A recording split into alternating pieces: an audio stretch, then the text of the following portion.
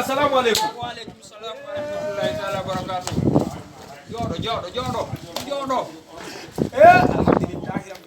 Alhamdulillahi rabbil alamin. Imam inni alhamdulillahi rabbil alamin. Alhamdulillahi rabbil alamin. Allah no hiɗi guinejo. Allah no hiɗi en no hiɗi dagge fu makko go. Eyo. Hankina élection wonno ɗen. Votano ka woɓɓe voti woɓɓe votali. Yimɓe ɓoɓodiri ɗon no tusodiri nde nawnare arde corona sine dangi goto nde raɓata lagine ɗon fof nangen fof Raɓayno ɗon fof. awa Allah addi yurmede mum nden e ballal makko ngal ɓar Allah ko yurmeteɗo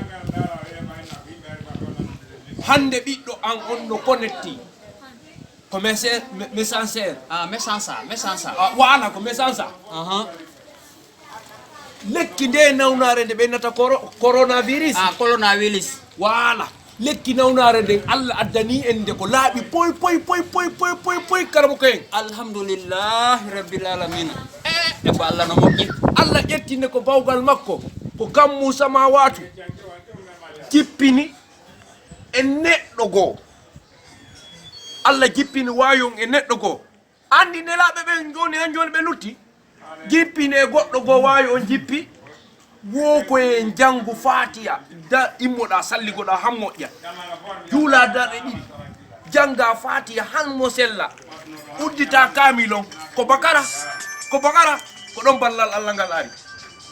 uddita tun a yiyay ɗon leeɓol ngol leeɓol ɗon noon ko ngol ƴettata waɗa ndiyam waɗa siparu yara loota ɓe gure nden fof wo an a nawnata few lagina en nawnata enen ken ɓiɓɓe julɓe leydi men ni ko leydi julde joni noon ɓay kono woni imam on ko noon ɓuuri jangude ɗo yomi janguto mi falja mi ari ko ɗum mi hewti ko mon ɗo koyo jangan en kisan salligoɗen ɗo en kamilon darel leeɓol ngol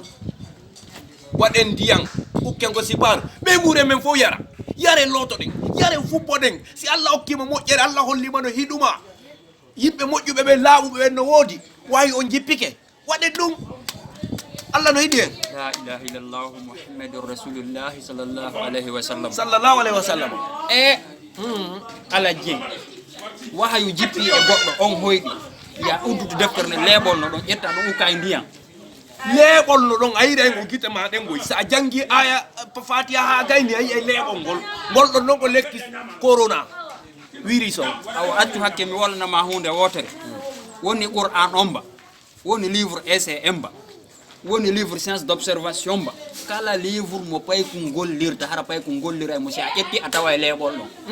awa si tawi noon ko Allah jippini ngol leeɓol ka suratul bakarati ko fiyo nun ngol leeɓol yiyama ka livre science d'observation si tawi ko wahayu mi wolanama konko ɓe wolde ka messenger ɗon ko fenade ko shirku noon ko shirku laaɓuɗo pos sona ɗum corona wari yimɓe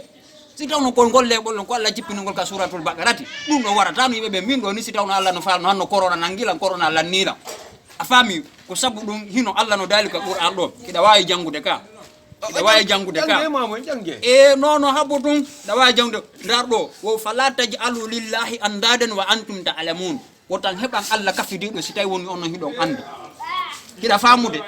joni noon si a ƴetti ngol leeɓol a lootike ndiyan ɗan hara a kafidiɗan yalla ka kafidalɗan yalla par ce que hara ko leeɓol ngol danduma ka Allah yilti daali nokku ko ka suratul bakarati wasta'inu bis sabri was salat Allah daali ɗum wasta'inu bis sabri was salat wo heyi muñitore muñal e juulugol basé e muñal e juulugol ida famude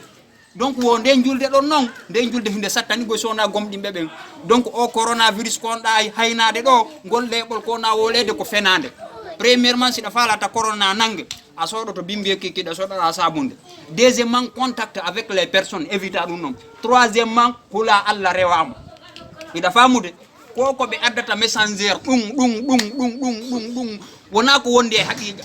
ɗum ko shirku laaɓɗo posno mi yeytoma noon Allah yafoto fof sewna shirku ida famude imamu en abbedeji min mi sirka aligoyi ko shirku laaɓɗo pos noon abbede mi jaɓana o awa ko lekki wola ka in kono abbe mi jaɓana o iɗen andi ko en fof ko Allah holorɗen ko Allah waɗanten kono mo nawni na yahay labtani fiyo ƴettu lekki kadi ndikka donc yawgol labtani kadi ko sirku ɗum wona sirku noon ida andi fi wonnu lado sallallahu alaihi wasallam ko bile be bildinobe be habbi be nawni ko honno jibbo ko dum lado sallallahu alaihi wasallam jangi mocciti ko bile jom bildibe ko ngibi qul a'udhu bi rabbil falaq qul a'udhu bi rabbin nas qul huwallahu. Donc mo nawni o nyawndora ko dagi kon wona ya nyawndor ko harmi wona ya sirku nyawndora a fami sino annabi ibrahim ona babe mabbe leseno sanam kono kambe taybe holaki ka kono jama on holi kono bay kambe be holiki Allah wona be kanu kan der yite be ronki sumude. Donc hare jama on hani wattande yila mojja de wi jama on watta yila mojja be yimbe yeddu be yeddina en kono ten jabu suga din sirkuji ha hande lebol nafaali goddo sona du wona Italy do joni 3500 personnes ko du wadi habe ni coronavirus be ni covid-19 en non kadi wada no lebol baba yo jarama on jarama ayo hari ade majji few Allah no yafano goddo piji di fosina asirku sona sirku yo jama on accu yo jama on accu be watta yila torane la Allah yafola Allah yafoto ko dum wonan do men do onon imam be wen nam si tay men ma piqué yemen arme gi demo andi ko nawnare ne wulbi ni ko dangereux ni ay no yimbe be moko diri le mille la andi pellet ko moko diri o election ko yimbe be moko diri ko distance fus ala ay ene hakkunde men do distance ala no moko direde ka ko dum non andi ton non ko Allah woni hewde sona do sa e joni juulugol ka juulirde nangata no ma don election no feƴƴi nangata no be don Allah wala Allah anta gudola tagi gide tagi ko woni wo amardo dole de fo like Allah walli to men dandana men ko de nawnare men wuli wala dare makka no yewti fewdi yewgol arabu be wo hikka si nawnare de continuer di makka yaytaki Allah ta ko do men tubata ko Allah men tubanima ya fado me ko bonneji amen ya fo bonneji ta jogi torbe bonnereji amen